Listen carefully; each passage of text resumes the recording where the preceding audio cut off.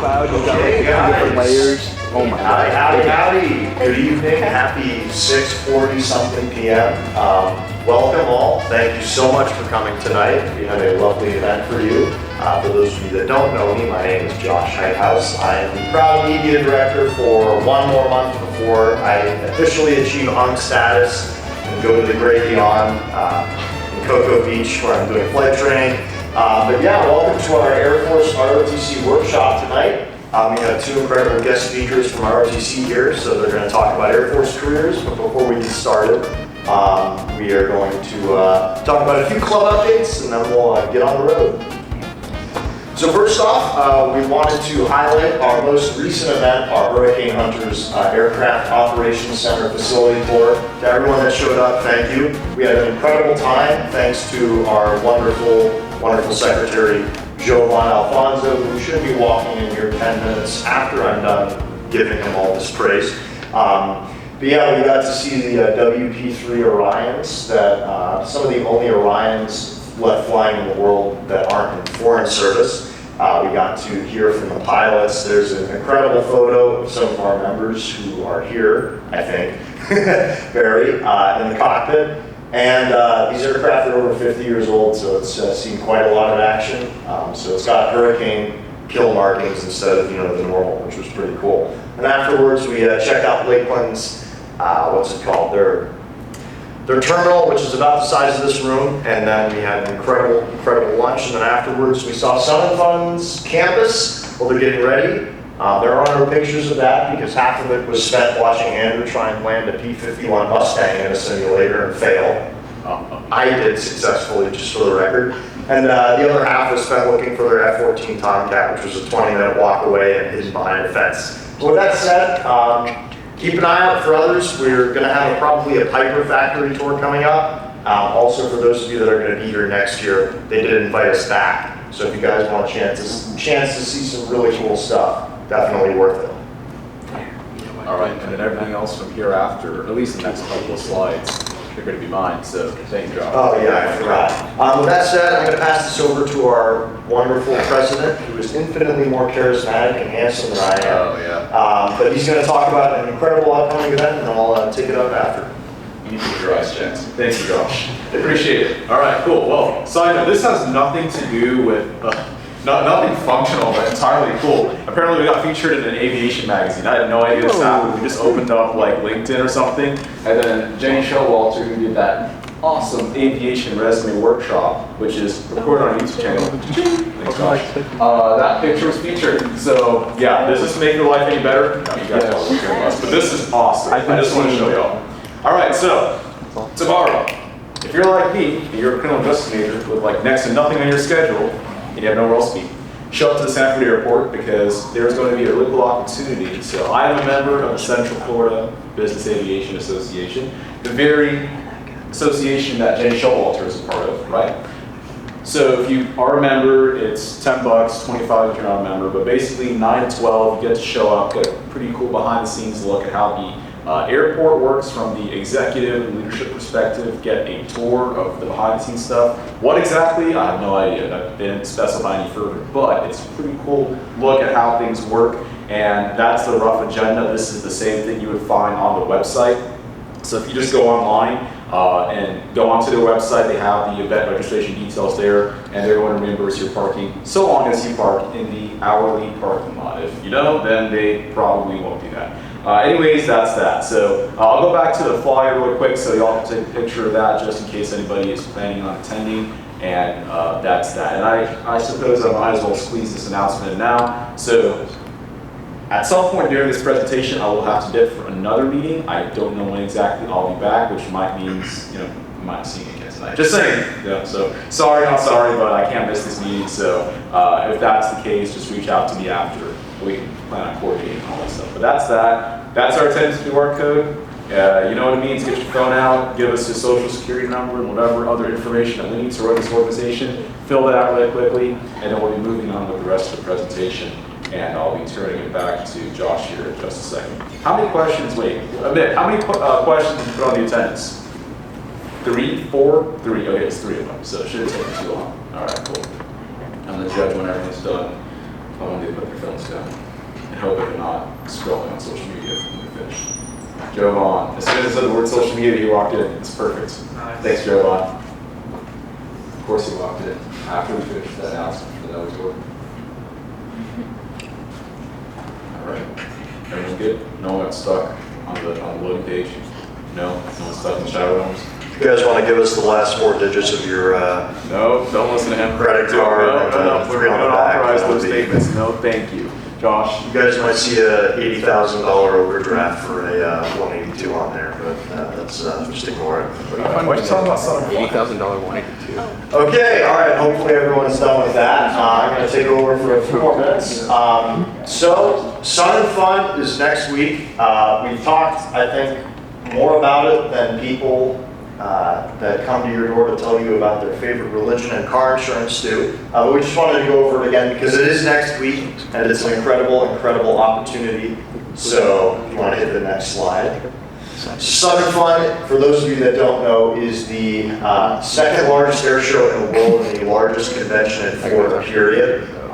It's also known as Spring Break for pilots because, you know, it's the start of the air show season. It's an incredible, incredible event. Basically, half of Lakeland Airport is shut down exclusively for this. Thousands of people fly in with everything from your clapped out 152 to you know, military jets. NASA's bringing their Super Guppy, which is an incredibly rare aircraft. I'm going to be there all week with the Valley Air Command C-47, so if you guys want to come check that out, I'll be there, and some steermans too. But yeah, it's all week except for Monday, and if there's one air show that you see this year or your entire life, other than maybe Oshkosh, this is a really good one. So I wanted to shout that out, and I'm actually going to pass this back to Andrew to talk about volunteering. All of you probably know, but just for the YouTube, for those of you that don't, we do have an incredible volunteer opportunity to get in for free, and free food, which I know is an incredible.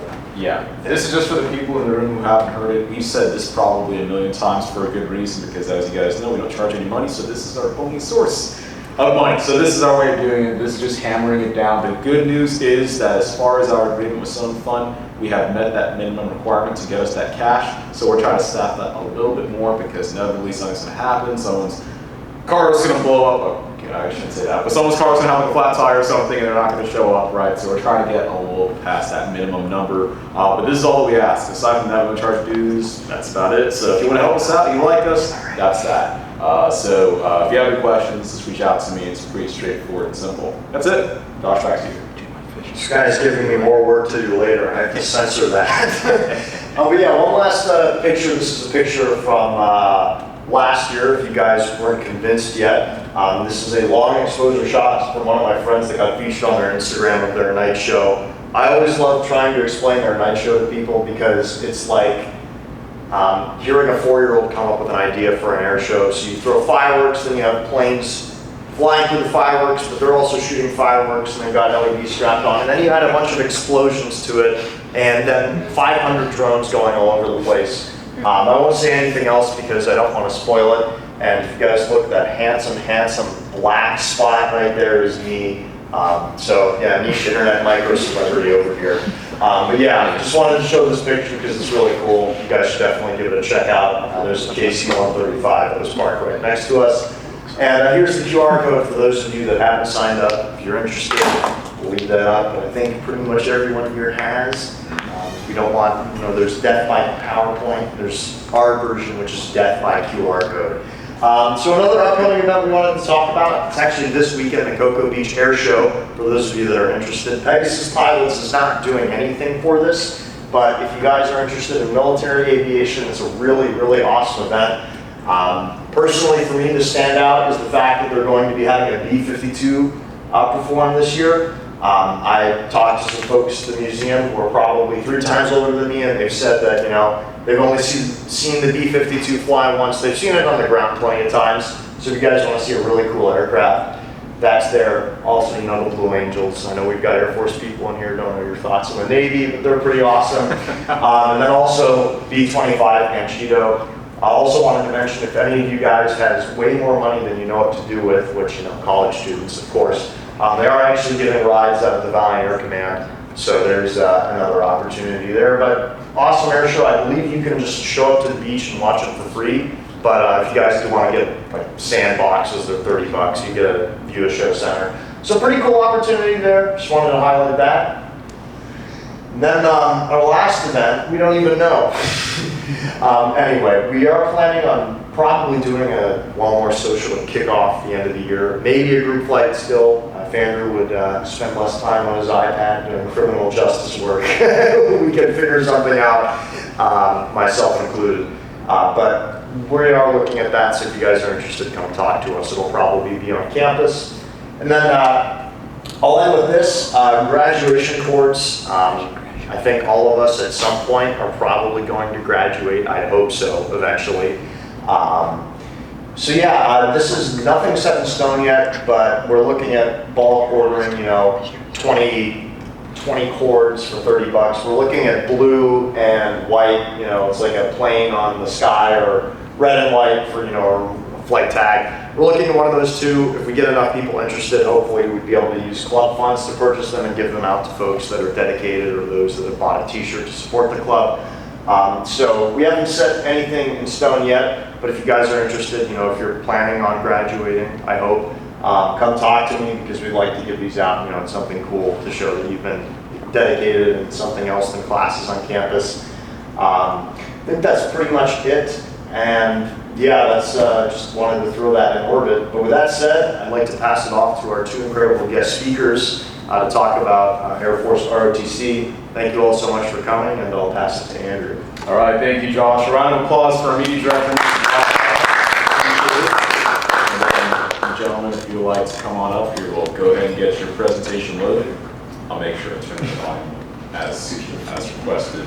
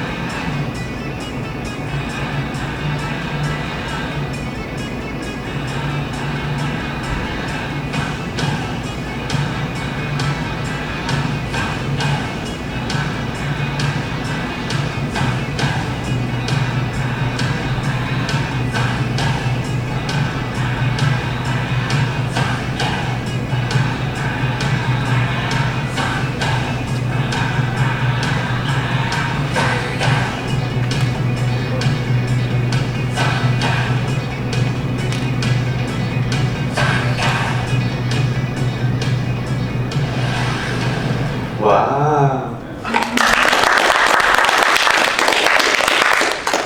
Thank you. Let me make sure I get this one. All right, cool. All right, on to business. So, oh God. Hello? All right, we're back. My name is Holy. You can call me Alec.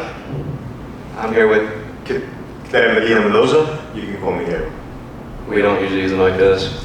Anyways, we're here to tell you guys a little bit about becoming an Air Force pilot. We're assuming here, since we're Pegasus Pilots, that if we went to the Air Force, we'd probably want to become a pilot. There's tons of other career choices, 30 to 40 of them for officers, but tonight we're going to be focused on becoming an Air Force pilot. So this is our little overview, what we'll be talking about tonight. We'll do our introductions and then kind of ask where everybody is in their college careers in the room. And we'll talk about what is AFROTC, also known as AFROTC. That's what we're going to be referring to as AFROTC. Why would you join AFROTC, the timeline in AFROTC, how to become a pilot select, and then different opportunities. And then we'll have a little fun airframe session at the end. But it sounds like you guys know more about planes than we do, so that's probably good. We'll see how that goes.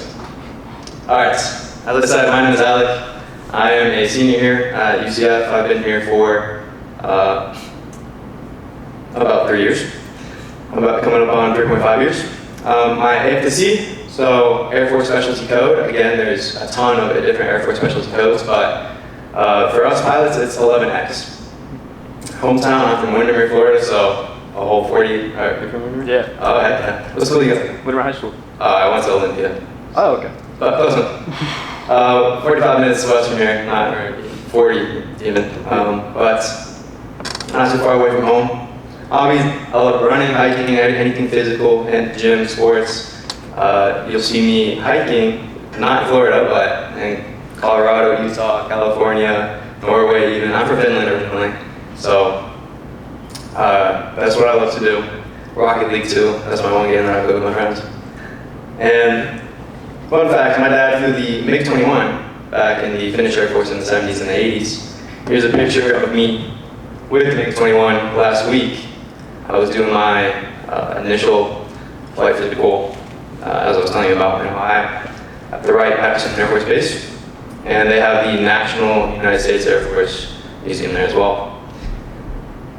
That's a picture of me and my father when I was a young boy. I've always been inspired to become a pilot in the military, and he's really been my inspiration. But yeah, the rest are just me hiking in Norway, Utah, Norway again, and this was my one and only marathon so far, so we'll see how many more I get, but my legs were hurting pretty bad after that, so that's what over to Diego. All right, so like I mentioned before, my name is Cadet Medina Mendoza, first name Diego. I'm a senior as well. I've been here for 3 years and a half. Well, almost 4, almost graduated. Pilot select. Hometown, I was raised, I guess, in Kissimmee since I was 10 years old, but I was born and raised in Peru for the first 10 years of my life. So that's where I'm originally from. Some hobbies of mine. I wanted to include PUBG at the end because Cadet Ahola is big into games, gaming at least. So, fun fact, it's actually the picture up there. I recently visited Machu Picchu for the first time. I've never been a tourist in my own country, so Machu Picchu's in Peru. First time I went down to the south, I'm from the very north, and it was an incredible experience. Picture with Alec, we were at an event called Hanging Out. Every year, at the end of the year for our ROTC, we get together, all of the detachment gets together, and we have guests, plus ones. It's this formal celebration. It's called Hanging Out.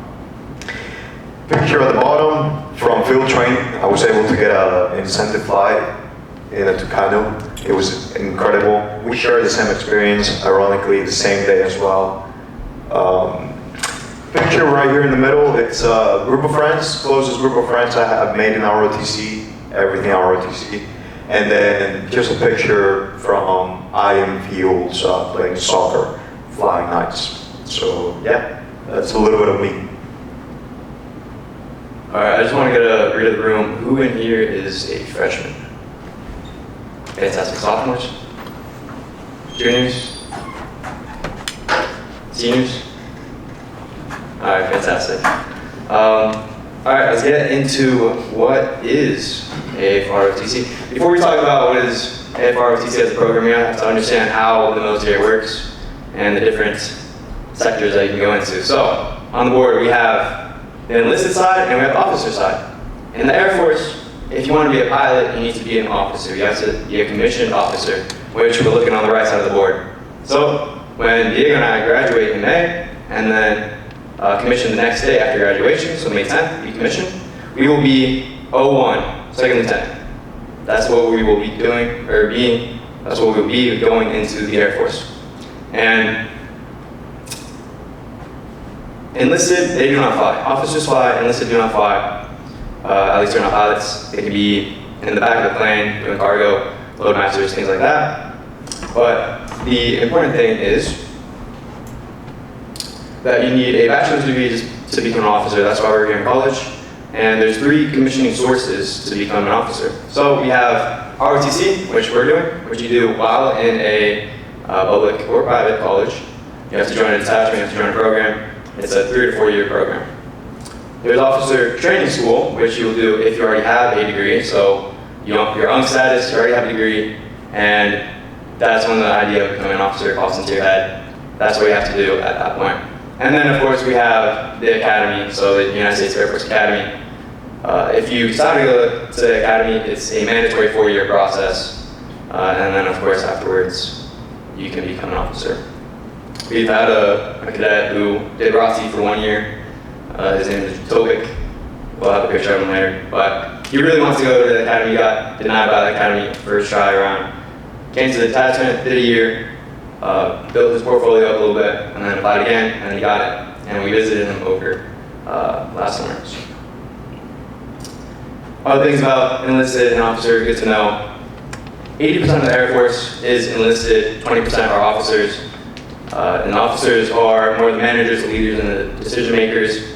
We take more of the risk on, more of the responsibility, but we let the enlisted really do all the hands-on, like the mechanical work on the aircraft, things of that nature. Career path. So if we go back to the last slide, we can see that at a certain point, you go from being an airman to a sergeant, and then the sergeants are called NCOs, non-commissioned officers. Everybody on the right side is a commissioned officer. NCOs, they are also leaders in their own capacity, but everybody on the right side outranks anybody on the left side. That's just how it is. Obviously, going in as a second lieutenant, I'm not going to be telling Chief what to do, because he's been in for 20, 30 years. He's probably going to be telling me what to do. I'm going to be saying, yes sir, yes ma'am, to them. But in theory, officers outrank all enlisted. So, what is AFROTC now that we know how the military works? It is the largest and oldest commissioning source. There's 145 detachments nationwide, and we pump out about 2,500 commissionees per fiscal year. And ultimately, in a nutshell, it's just a structured path to become an Air Force Space Force officer. If that's your goal, to become an officer, then ROTC is for you. And as I was saying, it's a 3 to 4 year program. So you can either come in as a freshman, or a sophomore, or a junior, as long as you have 3 to 4 years left. I was a spring student back in 2023, and so I only had 3.5 years of college in total. And I didn't even know about ROTC for the first semester. And I joined the second semester, I did it in 3 years, or I will complete it in 3 years. Usually it's a 4 year program. If you're an engineer, any engineers? All right. Engineers, you guys get 5 years just because you guys have a little bit longer of a college career. And between your second and third year, you will sign a commitment to the Air Force if you get selected to be an officer. All right, so just to add to the previous slide for a second, if for some reason you are in your 3rd or 4th year of your bachelor's degree, you could still join, and what you would have to do is perhaps continue on with a master's degree. We have 2 cadets in our class that are currently doing that. So I guess it's never too late. You can still make your mind up. All right, to get back into this, now that we did some of the background, some of the information, give you a better perspective of what Air Force ROTC is about, let's make a crazy assumption. You want to be an Air Force pilot? Maybe not. It's okay. Well, before I tell you the 2 reasons why I would and I picked Air Force ROTC, can you guys tell me what plane this is? F-18. F-18. Are you sure?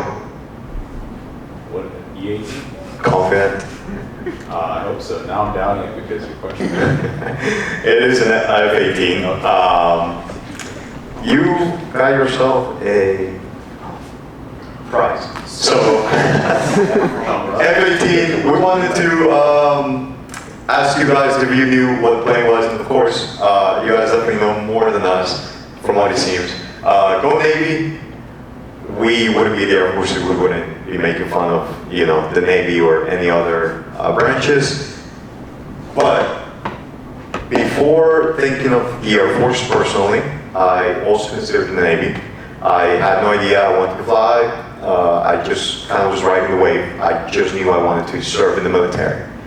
Air Force ROTC was the light bulb that turned on for me, and those reasons became kind of the main reasons why I joined. I did some of the research, have that balance of being a college student and a cadet at the same time. You still have, you know, a life per se. And then the other reason, lifelong friends, camaraderie, call it whatever you want, but I showed you a picture of some friends from previous slides, and with the entire class, our cohesion is something far beyond just the 4 years in college. I can see myself just being friends with them for the rest of my lives. Air Force, don't go Navy, and that is correct. This is an F-18. So let's continue on with that idea of joining Air Force ROTC. Let's say you do make the decision.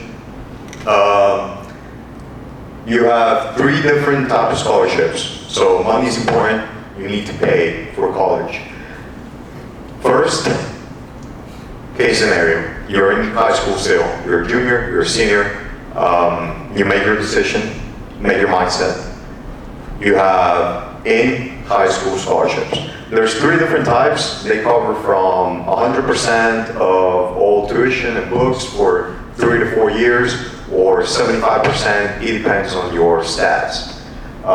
Then you also have in-college scholarships given. Let's say you didn't apply when you were in high school and you just started college, join ROTC your first year or second year, and you become pretty competitive. It's what we like to normally say as a cadet. So pretty much you have high performance cadre, which are the active duty officers in charge of us. They would nominate cadets depending on performance and give them those in-college scholarships starting from your first or your second year, depending. But let's say you did not apply during high school, you did not get a scholarship your first or second year. You can still get one more scholarship that is for ROTC and from ROTC. It's called CMLA. That is a guaranteed scholarship that you would get after field training. Field training, it's a mandatory training that we have to go through. Usually paired with that, you sign your first contract. And that's when you would start getting this scholarship, which would start during your junior year. So as you can see, tuition, which if you don't pay tuition, you could be housing. Then you get a stipend, monthly stipend, divided into 2 payments, so bi-weekly. And you can also get a book stipend every semester. There's also different types of scholarships. Of course, you have FAFSA, Bright Futures, among any other type of scholarships. You can pair them up with any ROTC scholarship as well. And within ROTC, there's other types of scholarships. Let's say you're interested in flying, you could apply to scholarship to get your PPL or get hours, stuff like that. Next slide. Yeah, with the various other scholarships, cadre might just nominate you. They see you're a good cadet. They say, write a package for us, we'll nominate you. And some of the cadets just get $1,000, $2,000, $5,000 just like cash. Literally they tell us, yeah, you can use that whatever you want. It goes to the school, pays like your tuition first, but then that drops into your bank account afterwards. And as we were talking with a few of you beforehand, your flight scholarships, so $5,000 going towards flight hours or $20,000 going towards flight hours to get your PPL. All right, to continue on, we talked about money. Let's talk about some of the benefits of joining, in this case, Air Force. Some of the benefits start, like I mentioned, from ROTC. So that's all the way from getting paid bi-weekly to getting your tuition paid, etc. And if you have other type of scholarships, you get to pocket the remaining money that you use. Okay, financial benefits. So I want to show you something on the screen, so bear with me for a few seconds while I pull it up. That way you are able to to see what I'm talking about. One second. There you go. All right, so Cadet Ola here is going to be clicking some of the things that you would like to perhaps see, but let's start this off with, let me explain. This is a calculator, by the way, to tell you how much money you're going to be making. This is general knowledge or open to the public, so you can see it. We can do grade, that would be the rank, so you'll be 01, that's second lieutenant, that's where we start. Years of service, we're going to be under 2 years, we are just starting. Let's say you file your taxes as a single person, you put that there. Family size, it's only you. Living or conus outside continental US, maybe not for the first one, so do no on that one. If you're living on base, not receiving DH. Alright, we can do that. Yeah. Then we gotta find it. Alright, so do MacDill Air Force Base, which would be, you can, hold up. 1 second. We're getting the zip code. You need the zip code.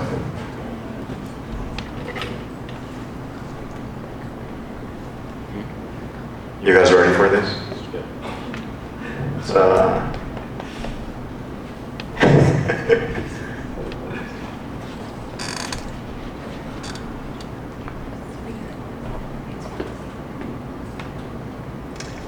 it's worth the wait. You're gonna see what I'm talking about.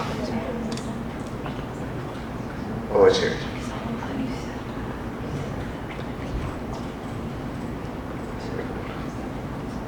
All right, should be back. There we go. All right, so this would be the breakdown. If you scroll down, that zip code up there is for MacDill Air Force Base, which is located in Tampa, just 2 hours away from us. But there's different things, of course. You can just focus at the very bottom. That would be the starting pay for a newly commissioned officer right away. So 4 years of college, job security, and you would be getting paid that. Question might be, does it vary on your AFSC, on the job that you'll be doing in the Air Force? It does vary, but this is the base pay. So you can only get more money on top of that, depending on the job, if that makes sense. But yeah, wanted to make sure that you guys kind of had this information as well, just in case this might convince you the money, but you never know. It's a great benefit. But to continue on, along with benefits, of course, you have retirement, you have life insurance, education and career development. Let's say that right after college, you want to continue on with your master's, try to get a PhD perhaps, then the Air Force can send you to study, and you just focus on studying. There would be no job that you would have to do in the meantime until you get your degree. But of course, you would have to serve right after finishing your degree. Healthcare and insurance. So for us, it's called Striker in the military. That covers medical, dental, vision, and of course, I mean, it's I don't know if you guys know, but the general thing is you don't really pay much for it. It's great service. Quality of life and lifestyle. Not sure if you guys know the cliche things that I've said about the Air Force, but Air Force, generally speaking, it's slightly better lifestyle compared to the Army, compared to the Navy. So that's another big factor to consider for a lot of people. At least it was for me as well. When I was thinking of the Navy and Air Force, that was one of the things I was considered. I didn't want to be on a boat for like 6 months or something like that. I wanted to be stable. So family long-term benefits, I mentioned pension, life insurance. Let's say you don't use your GI Bill, which would be given to you for education. You can transfer that to your kids. So long-term benefits. Other benefits are you can get a down payment with 0% down through the VA. So, which is a crazy thing to get if you're trying to get a house right away. Yeah, these are some of the benefits that Air Force would have for you guys. All right, let's talk a little bit about timeline. So, it says freshman year, AS100. You don't necessarily have to be a freshman. You just have to have 4 years left to be at AS100. If you only have 3 years left, you're going to be at AS200/250. That's where I was coming in. But first year is really, if you have the time for it, great. It's very introductory. You just get used to the environment, used to the training. It's all the basics: followership, customs courtesies, core values, working together as a team. And that's the first year. It's really not too serious. You're not being put up for any boards. Besides, in-school scholarships, that might be the one board that you go for. You can still be selected for awards, things like of that nature, but again, nothing that is detrimental to your future career. All right, so during your second year, this is when it kind of starts picking up. It starts, you start seeing the difference between just being a fresh off high school and trying to learn all the new ways for ROTC. You're going to start having jobs as well within the wing. That's our chain of command. So other cadets, upper class cadets are going to be in charge of you as well. This is the year where you have to commit for the first time. So first year, you can still give it a try. It's like that 7 weeks, that 7-day trial for any type of subscription. Think of it that way. Second year, that's when you actually have to make a decision. Why? Because you're gonna get sent up to a board to get picked up for field training. Get something called an EA, stands for Enrollment Allocation. And like I mentioned, right after that you would go into an automatic scholarship. Therefore, you need to sign your first contract with the Air Force. But yeah, that's the second year. Get ready for the field training. Field training takes place over at Maxwell Air Force Base in Alabama. It's 21 days, and you do it with all the other cadets across the U.S. And that's all. It's pretty much getting ready for that. And the first years, they're called GMC, so General Military Course. And then you go to your field training, and then you get your prop and wings, which are those prop and wings. And we get to wear them on our flight caps or Patrol caps. patrol caps for OCPs, camouflage. We don't wear those now. Yeah, not anymore. Anyways. After that, once you graduate from field training, you come back as an AS300, and this is our intermediate leadership. So you're still very much on the tactical level. You'll be with the AS200s, with the AS100s, teaching them all the basics and developing your leadership in that sense, since you just kind of got into the leadership position. After that, you transition over to the AS400 year, your senior year, and these are your POC years, your professional officer course years. As a senior, as an AS400, you are more operationally in leadership positions. So you're the wing commander, you're running the entire wing, just as this organization is student-led, so is ROTC. We have the cadre, the active duty officers watching over us, but they're more so there just to make sure we don't do anything stupid or haze people or things of that nature. Don't get anybody killed, XYZ. But it's still, it's a cadet-led organization. We're all students, we're all cadets. And then after you've completed those POC years, you need 2 POC years as of now. You commission, and that's what we will be doing on May 10th. And you get that golden bar, butter bar, as we call it. And then your actual journey begins. This is all just preseason. None of this really matters once you commission, but you got to go through all this to commission. So now let's get to the important stuff. Now we know how the military works, how AFROTC works, how to become a pilot select. Once you're pilot select or any rated select, you get to wear a flight suit like this. You might see everybody else in OCPs, the cameras. But Order of Merit is king. Order of Merit is, or as Owen would call it, that's how you get racked and stacked between everybody in the United States, pretty much, or everybody who applies to be a pilot.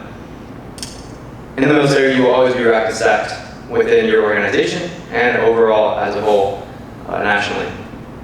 Into your Order of Merit goes your cumulative GPA, we all know what that is, the PFA, which is the physical fitness assessment. It's your push-ups, sit-ups, your run. Nowadays they have waist height measurement too. After that is RSS, your relative standing score. So here at the detachment, you'll be ranked 1 through however many people there are in your class. So in our class, there was, I believe, 26 when we went for field training, but then there was 27 when we went for pilot selection. So you'll sit down with your college member, you can ask them, hey, where am I ranked? Maybe they'll tell you something like, say, top third, middle third, bottom third. Others will be nice and tell you exactly, hey, you're ranked 4 out of 27, 15 out of 27. And then we build calculators so that we can calculate what our chances are, what our OM is, to see if we're likely to get a pilot slot. But that's RSS. So number X out of however many in your class, that's RSS. PICSM score, so your pilot candidate selection method score, that is specifically to be chosen for pilot.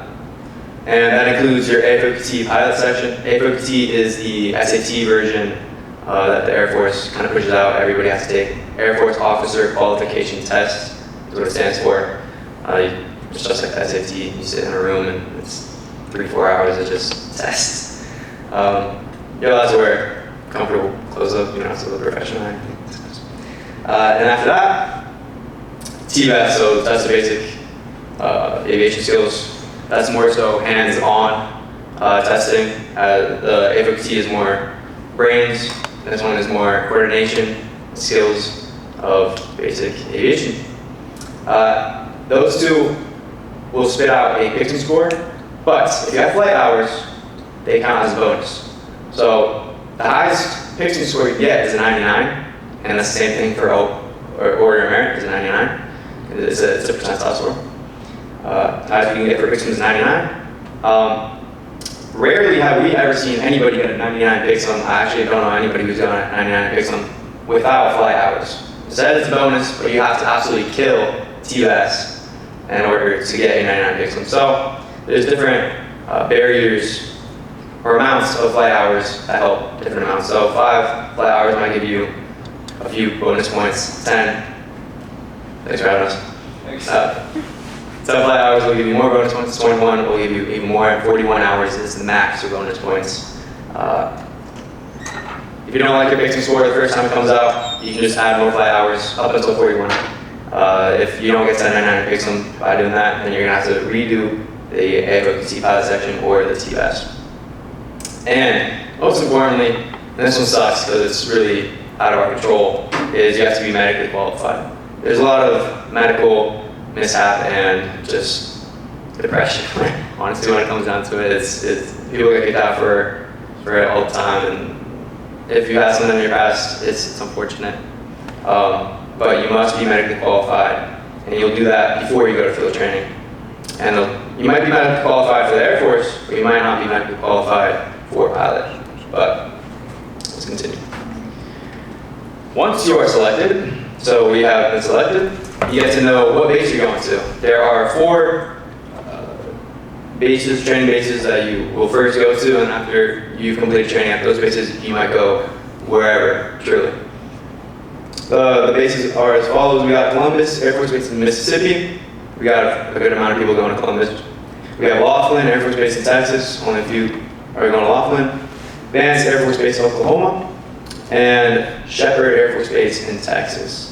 So the 3 first Air Force bases, they're the normal UPT bases, normal training bases.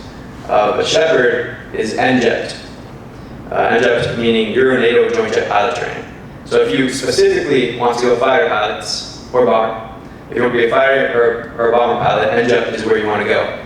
And the order of merit score is what determines if you get to go to Shepherd Air Force Base and jet. The order of merit cutoff for this year was 94.42 out of 99, and only 38 selected were made nationwide for NCHEP. The first thing you'll do once you get to one of those bases is you'll start IFT or IPT. Both are initial pilot trainings. It's just two different programs. You'll fly something small like a Cessna 172 or a Diamond DA-20. And then once you graduate with your PPL and your commercial, well, not commercial, but twin engine rating, instrument rating, all that jazz, you get to bump up to the T6 Texan. And the T6 Texan is what you will start UPT with. During UPT, you also, all right, does anybody know what this is? What plane this is? T-38. T-38, yes. If you get selected for T-38s, which if you want to go fighters, bombers, you have to go T-38. It's a very small selection rate for the T-38s. If you go to engine, you automatically get the T-38s, but if you go to other bases, you have to really fight for it. You have to be top of your class to go T-38s. After the T6, you'll either go straight to your airframe, or you'll go to the T-38, depending on if you got selected for it, if you want to go fighters or bombers. Personally, I want to go F-22. I got to see it last week in Oklahoma, I'm from Ohio. Of course, I had to flick up. I've never been that close to one. It was kind of sick. And I have to go T-38s in order to get there. And of course, real quick, what I was doing in Ohio was more medical. So once you get selected for actual pilot, you have to go to IFC, which is initial flight class. All right, initial flight class. IFC is your medical process. It's a week-long process out in Ohio, and they look at you in every corner. It's very ridiculous. So people dilate your eyes and then show you the sun 5 times and take pictures of your eyes, which poke lasers in there and all that good stuff. And then on your free time, you get to go to the museum and do whatever else there is in Dayton, Ohio. Not too much to do. The airport was completely empty, like no TSA line, whatever. It was good. Anyways, next slide. Oh, you should.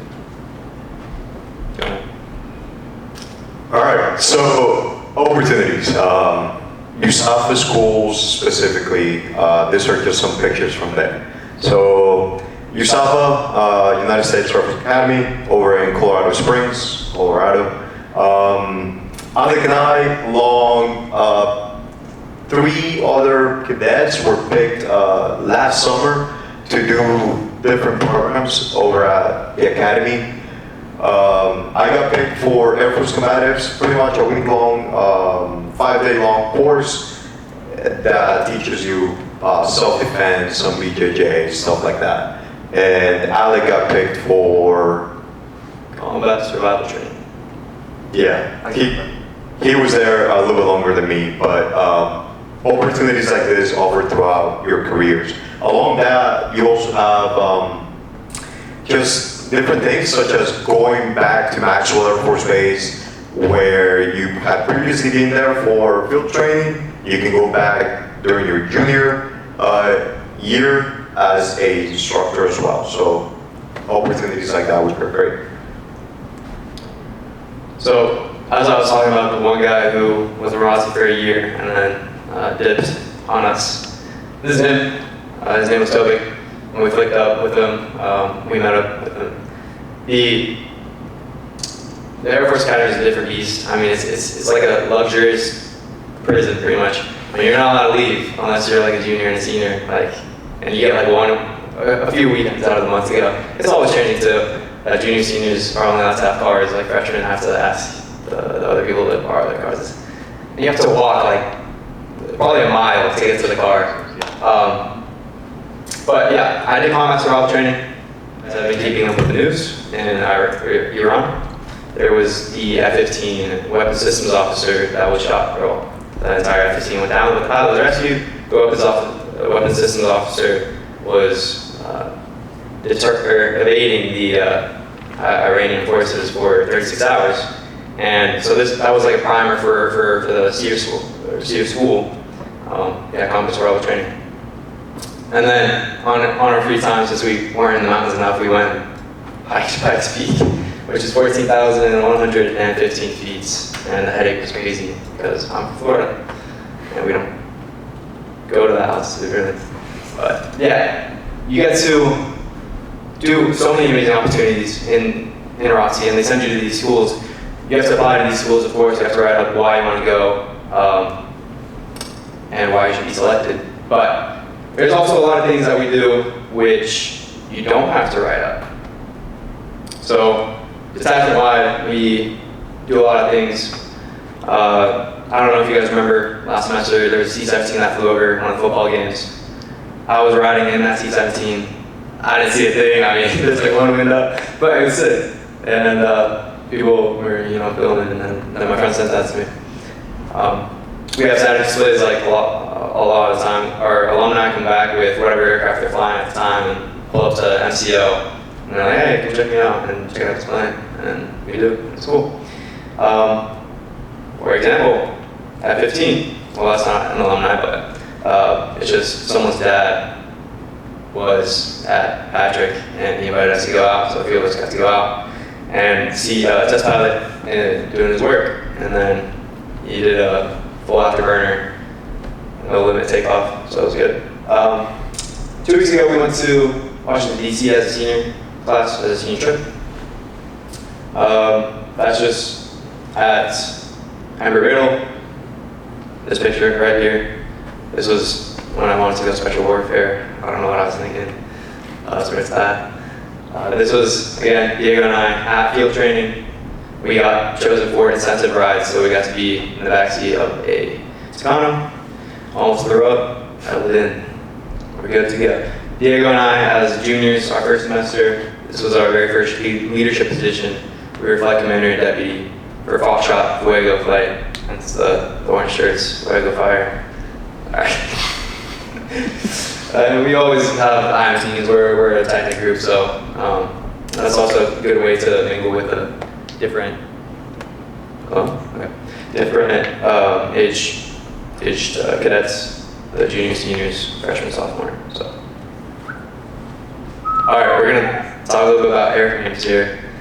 These are not these specifically, but the next section are the most flown airframes in the Air Force. So, who can tell me what all these have in common? Someone has to say something. But for answering my T-38, can I do it?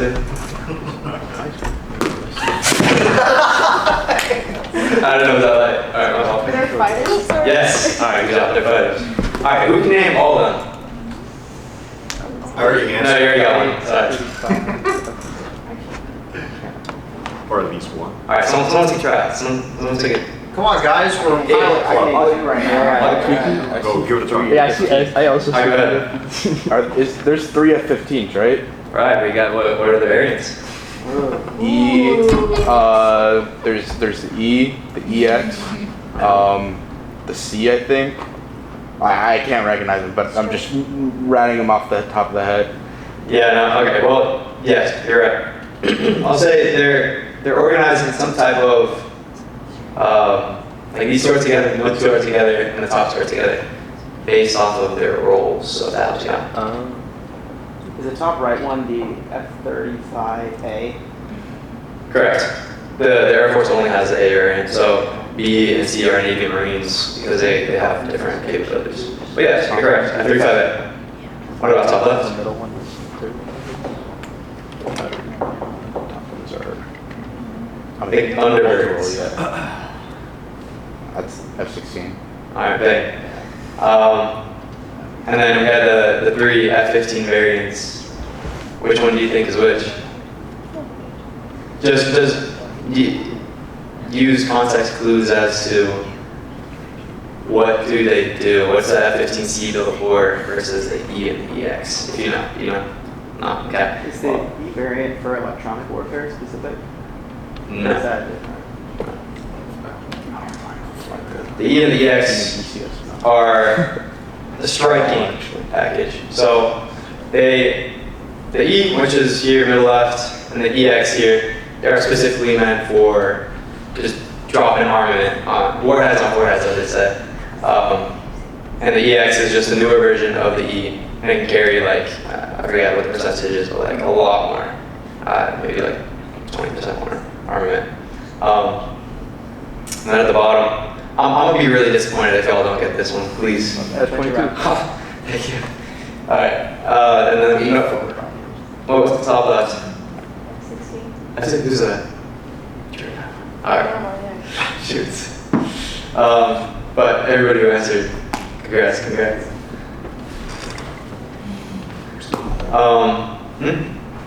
Okay. Well, yes. So at the bottom here we have our air superiority fighters. So the F-15C and F-22 are straight up air superiority. They're meant to shoot everybody out of the sky and not be shot down. The F-15C has a record of, does anybody know? 104 to 0. Yes, 104 to 0. And the they shot down an air balloon one time, so like one and another, I don't know. Yes, exactly. The F-16 and the F-35 are multi-role fighters, so they can dogfight, but they can also drop bombs. The F-15's in the middle, the E and the EX, again, mainly strike packages, meant to hold a lot and blow stuff up. Alright.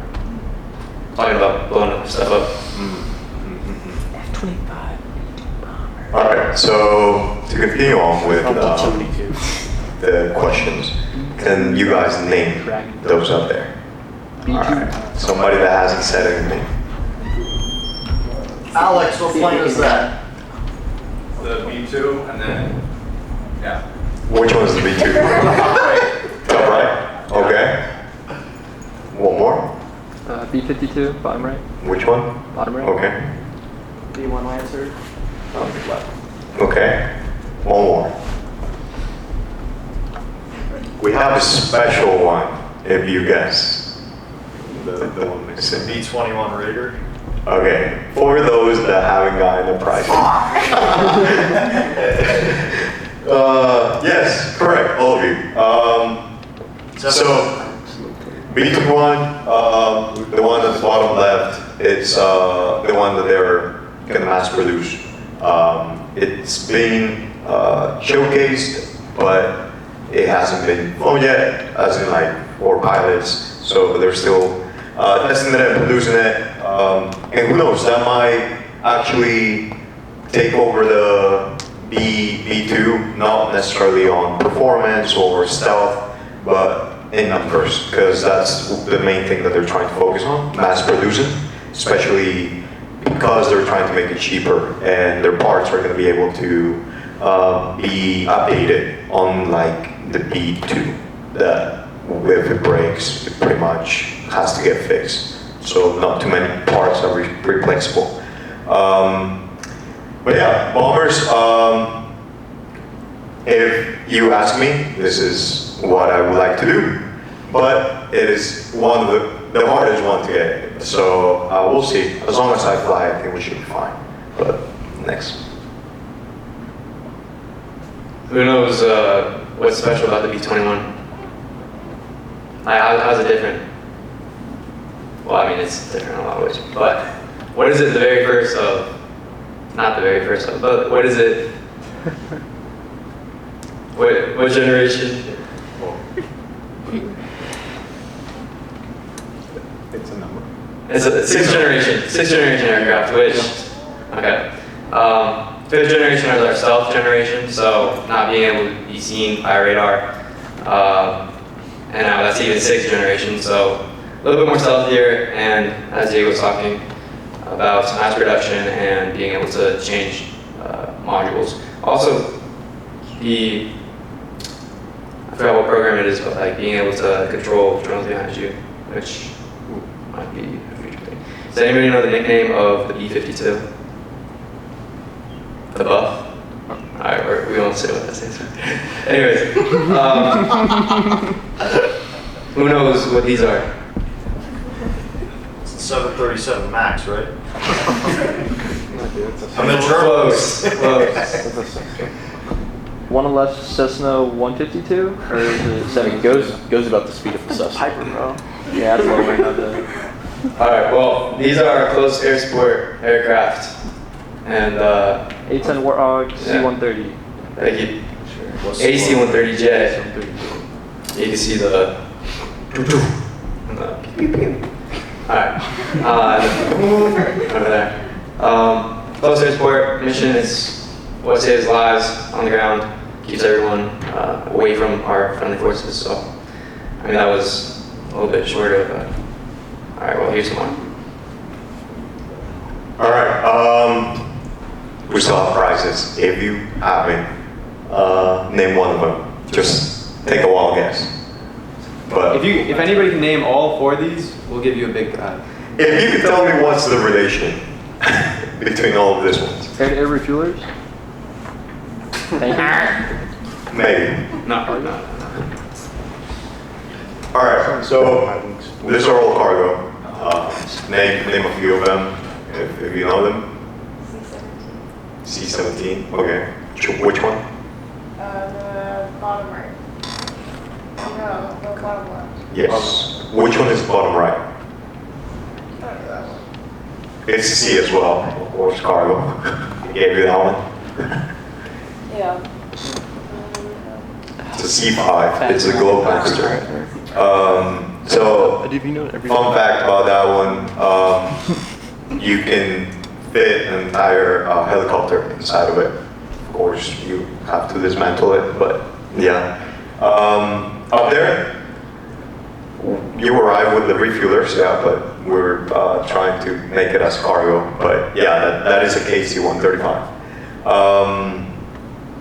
You guys might have heard about it recently as well. There was an incident while they were carrying out an operation, but yeah.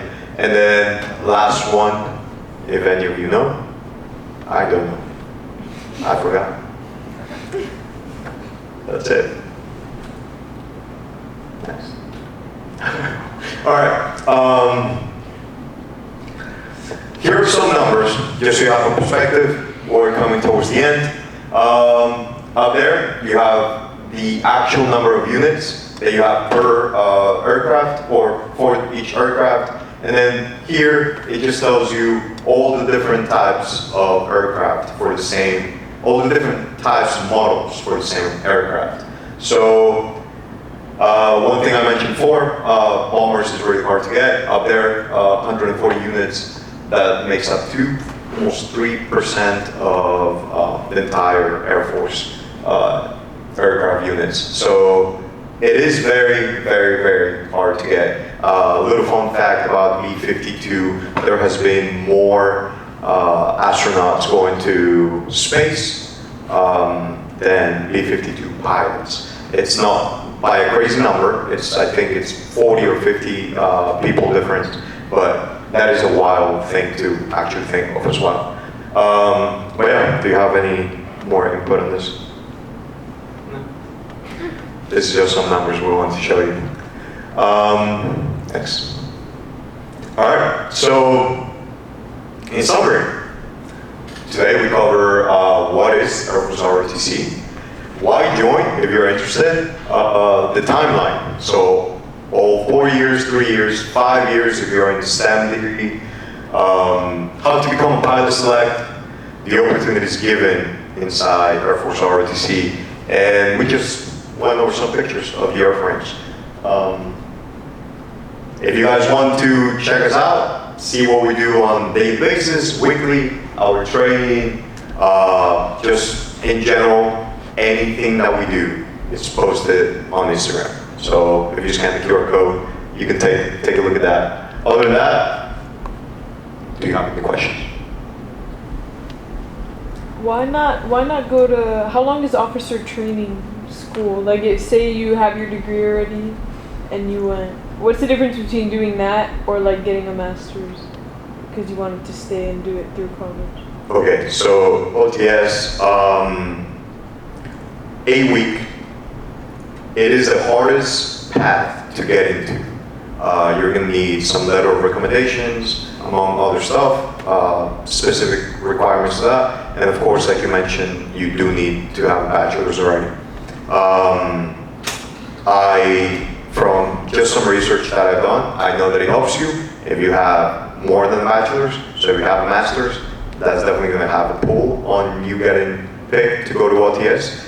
But that's pretty much how you would be able to do it. You can still do college, don't have to do anything regarding the military up until you finish, like you said. But if you want to get or be more competitive, then you might want to consider a master's. But there's also people that go in with a bachelor's. It is really hard to get in, but when you're in 8 weeks rather than the 4 years that it took us to become Air Force officers, and same way that it's hard to get in, let's say you want to be a pilot, it is also going to be pretty hard. But that's where higher education comes in, letter of recommendation, any type of experience that you have, maybe knowing another language, it's also a great pull in there too. So with OTS, the bare minimum is that you have a degree. So everybody that is applying to OTS already has a degree.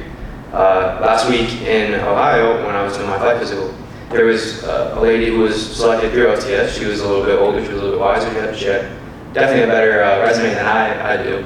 And that's because she worked on an Air Force base. She worked directly with Airframes, the F-15 specifically, and she was picked up for the F-15. She was 2 out of like, I think 100 something candidates for the F-15 specifically. When you go into OTS, you already go in knowing what your job is. You're not selected for a job in OTS. So you have to go in and get selected for a pilot, go into OTS, if that makes sense. Okay. So you don't get to go to OTS, try out the military thing with the marching, and then be selected for pilot. You have to already have a great package, be selected for pilot, be selected for OTS, and then you go for 8 weeks. A lot of the time, people who go through OTS, majority of our cadre, I think like 90% of our cadre, were prior enlisted. So again, they were not officers. They went enlisted either after high school, then they did some schooling while they were enlisted, and then they were like, oh shoot, I want to go officer. So they switched over to officers. They did officer training school because ROTC just didn't make sense for them. They had families, things like that. So again, it's very competitive to get in ROTC. Legit, anybody can get in to start the program, but you can't stay. You can always try it out, but again, it's selective to stay in the program to become an officer, become a pilot. But it's just OTS is 8 weeks, and that's where you get it. I don't know. You'll have definitely more leadership experience after ROTC. That also helps. Okay. But, yeah. Anything else? Any questions at all? Yes. Do you have any stories from when you did field training? I know this guy got stories. I mean, field training, there wasn't too much of a hustle, I guess. Our detachment does a great job preparing the cadets to go to the actual training. So literally, it's showing up, doing what they tell you to do. They give you a schedule, a time and a place where you need to be. You wake up whenever you need to and get ready for the day. You're gonna be pretty tired, physically tired. That's it. Maybe a bit mentally drained, depending on the day. But other than that, you get a great sunburn. Now, stories specifically. On the very last day, there was a cadet from our class that almost might have gone into bigger trouble, but he pretty much got yelled at by, not really yelled at, but he got talked to, I guess, by the commander. And it was in front, or at least it was in an area where we were packing up the buses, loading up the buses with our luggage, and the cadets were starting to get, back in the bus to go to the airport and get back home. And the commander, I guess, heard some stuff that happened the night prior. Everybody's, happy, celebrating. We made it, this and that. And you have a curfew. You have lights out. Certain time you need to be at your dorm. Well, those cadets didn't do that. They kind of had a party in one of the dorms, and they were just celebrating. Who knows what else might have been involved? I don't think anything illegal. But other than that, it was just funny because we recognized, I guess, our friend, and we're like, oh yeah, he's cooked. But nothing really happened other than him getting yelled at. Other cool stories, I don't know, getting to see your friends that you haven't seen for the entire summer, I guess, and all of a sudden you see them in a very different city, very different state, and you're supposed to be, you're a little nervous perhaps, and too focused, too locked in. You get to see a familiar face, and that brings a little bit of joy to your day. So it's pretty nice, I guess, those type of stories. Food-wise, there was the OTS dorms had better, or OTS side had better food than the ROTC dorms. So every time that we would get the schedule dropped, some flights would celebrate because they got better food. Others would, kind of be like, okay, it is what it is.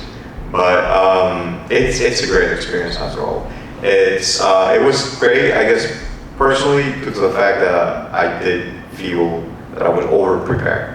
So, and that's due to all the training that we do. So you just show up, chill. Maybe the first day is a little nerve-wracking, but other than that, it's pretty nice. Just to put a plug in for our detachment specifically, we're top 10% detachments nationwide. So as I told you, there's 145 detachments nationwide. We're top 10%, meaning top 15 of the detachments. So you're at UCF already. If you want to do ROTC, this is definitely the place to do it. It's fantastic. They'll prepare you well. But in terms of field training story, there's always that one kid who graduates and the bus is leaving and then he flicks off on the instructor and then you're like, nah, stop that bus, and then he gets kicked out. So you'll find a doofus here and there. Of course, there's people from all over the place. But I wasn't willing to take that risk. You will definitely embarrass yourself a couple times. Just if you're a flight commander and you're leading your peers, or even a squadron commander leading 50 of your peers, you're probably gonna mess something up at one point, just because it's a high intensity environment. And those memories will be buried in your brain, but I can't really think of one right now. But yeah, it's a good time. I'd do it all over again if I was a freshman. Anything else? Like, when did you start the process of, I guess, specifically, like, becoming a pilot? Like, I guess not becoming a pilot, but working towards that goal. Right. Then you were talking about that you had aspirations for the specialty. Yeah. But, yeah, when do you think it's like an earlier the better kind of thing, or can you start working on it as soon as possible when you get in, or? So the very first thing that you have to focus on is being selected for field training. Field training is in between your second and third year, so before you become a POC. That's the very first thing you need to focus on. In order to get to field training, you have to take the AFROTC, the Air Force Officer Qualification Test, and part of that is a pilot section, and that's an important section. Every time you take the AFROTC, you will take that section. You can take the AFROTC up to 3 times, and on that section, try to score 99 on it. Can't tell you what's on the test, but I think it's on the computer nowadays, but it's like a safety type test. After you get selected to become a POC, which is kind of saying, the Air Force is kind of saying, hey, we want you as an officer, sign this paper, you make a 4-year active duty commitment, and then a 4-year reserve commitment, so 8 years total. After that, then in your junior year, as an AS300, you start actually honing in on the TBAS, which is the more mechanical test for basic aviation skills. So that's in your junior year. And then also in your junior year, you make a dream sheet of your jobs. So you rank your top 10 jobs. So you might have pilot, combat systems officer, ABM, RPA, and then some jobs that just you don't really care about. You want pilot, right? So at the end of junior year is when you get to know what your job is. So April 24th, coming up in, I can't do math, but very quickly, 13 days? No, 15 days. All right, anyway. Oh, that's not major. that is the night when you get to know what job you have in the Air Force, and it's going to be a big night for the juniors. If you guys want to come out, anybody's welcome. It's really hype. You can sit in the back, and people go up, and the commander is like, all right, X and X, Y, Z about this person. You know, they've been a great cadet. And then, bang, and then your job falls on board. And, they go hug their family or whatever, and it's all hype.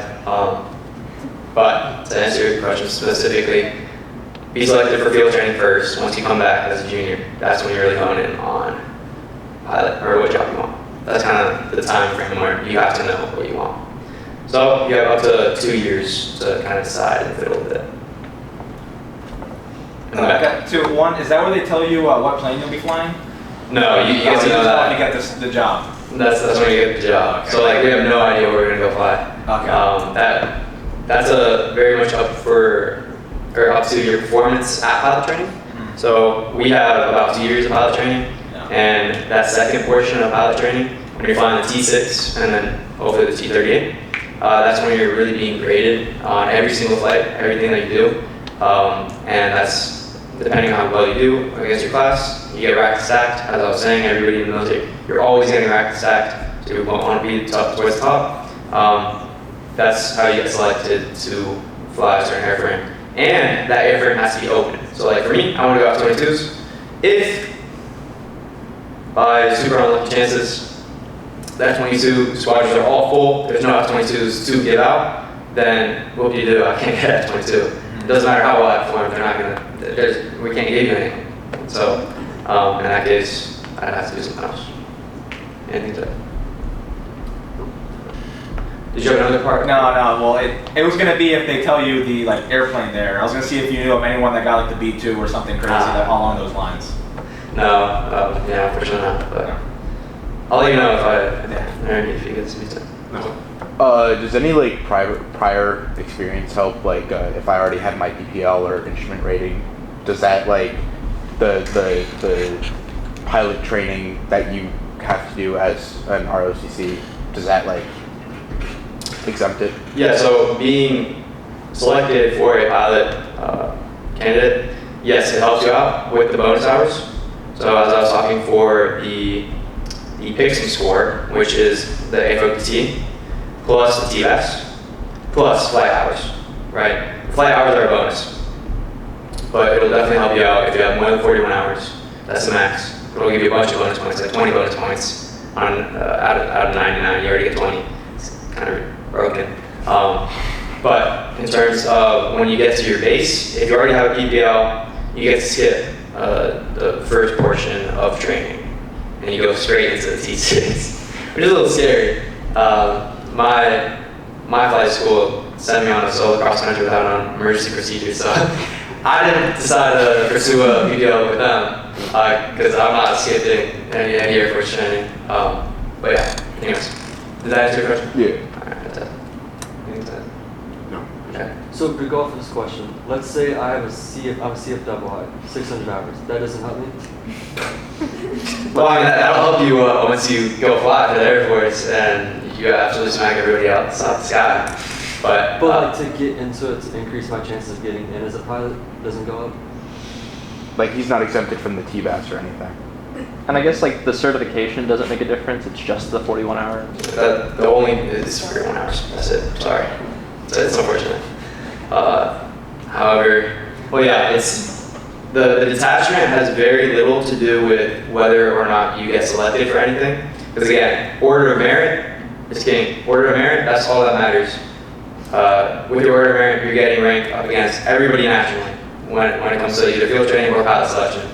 That's what matters is order of merit, and it's just statistics. They don't know if you're a CFI or anything like that, unfortunately. So sorry about that, but yeah, if you join, you'll do just fine. You got the mustache for it, all right? So much for those 3 credit cards you have. They'll pay it off. Yeah. Yeah, exactly. Anything else that we could help with? Any questions about what we went over? Any questions about Air Force in general? All right, there you go. So you guys were from the same class? Correct. We're both fiscal year 26. And you had 26 or 25? 24.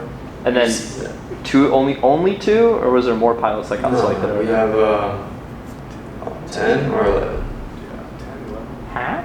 Yeah, a lot of us want to be pilot. That's what I'm saying. This is a great detachment. I mean, well, okay, was that a good surprise or like No, I mean that's a lot, right? Okay, yeah, there we go.